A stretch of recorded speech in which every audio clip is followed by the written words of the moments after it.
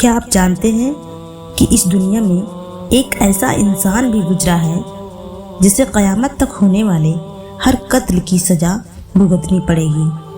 جی ہاں، آج اگر دنیا کے کسی بھی کونے میں کسی بے گناہ کا خون بہتا ہے تو اس کا گناہ اس قتل کرنے والے کو تو ملتا ہی ہے، لیکن اس کا ایک حصہ ایک ایسے شخص کے کھاتے میں بھی جاتا ہے جس نے ہزاروں سال پہلی بار اس زمین کو انسان کے خون سے لال کیا تھا۔ یہ وہ دور تھا جب زمین پر صرف ایک ہی پریوار بستا تھا، حضرت آدم علیہ السلام، حضرت حوا علیہ السلام اور ان کے بچے۔ لیکن پھر شیطان نے انسان کے دل میں ایک ایسی چنگاری ڈالی جس نے اس خاموش دنیا کو ہمیشہ کے لیے بدل دیا۔ اس وقت کا قانون شریعت آج سے الگ تھا۔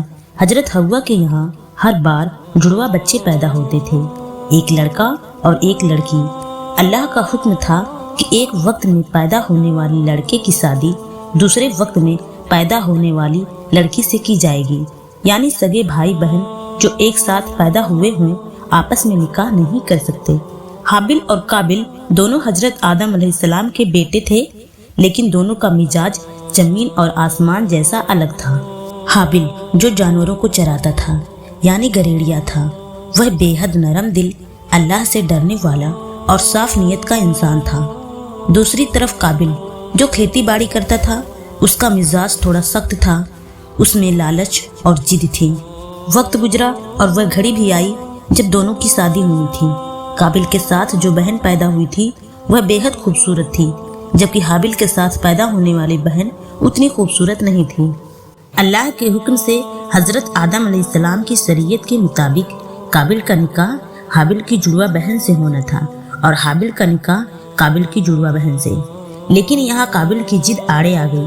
اس نے کہا، میں اپنی ہی جڑواں بہن سے شادی کروں گا کیونکہ وہ زیادہ خوبصورت ہے۔ یہ اللہ کے قانون کے خلاف تھا۔ یہ صرف ایک شادی کی بات نہیں تھی، یہ حق اور ضد کی لڑائی تھی۔ حضرت آدم علیہ السلام نے قابل کو بہت سمجھایا، لیکن حسد اور نفسانی خواہش نے اس کی آنکھوں پر پٹی باندھ دی تھی۔ جب معاملہ حل نہیں ہوا تو حضرت آدم علیہ السلام نے ایک فیصلہ سنایا۔ انہوں نے کہا، تم دونوں اللہ کی راہ میں اپنی اپنی قربانی پیش کرو، جس کی قربانی اللہ قبول کر لے گا فیصلہ اسی کے حق میں ہوگا۔ دونوں بھائی اپنی اپنی قربانی لے کر پہاڑ پر پہنچے۔ حابل جو کہ ایک نیک انسان تھا، اس نے اپنے جانوروں میں سے سب سے صحت مند، سب سے خوبصورت اور بہترین مینڈھا چنا۔ اس کی نیت صاف تھی۔ دوسری طرف قابل جس کے دل میں کھوٹ تھا، اس نے اپنی کھیتی میں سے سب سے خراب سڑا گلا اناج اور خراب پھل جمع کیے۔ اس نے سوچا، اسے تو بس جلانا ہی ہے، اچھا دینے کا کیا فائدہ۔ اور پھر وہ پل آیا، اچانک آسمان سے ایک سفید آگ اتری۔ اس آگ نے حابل کی بہترین قربانی کو اپنی لپیٹ میں لے لیا اور قبول کر لیا، جبکہ قابل کا سڑا ہوا اناج ویسا کا ویسا زمین پر دھرا رہ گیا۔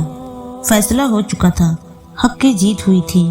اپنی قربانی ٹھکرائے جانے پر قابل کو شرمندہ ہونا چاہیے تھا، توبہ کرنی چاہیے تھی، لیکن ہوا اس کا الٹا۔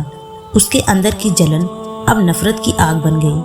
وہ غصے میں حابل کے پاس گیا اور چلایا، میں تجھے مار ڈالوں گا۔ حابل نے ڈرنے یا لڑنے کے بجائے بڑی نرمی سے کہا، اللہ صرف متقی پرہیزگار لوگوں کی قربانی قبول کرتا ہے۔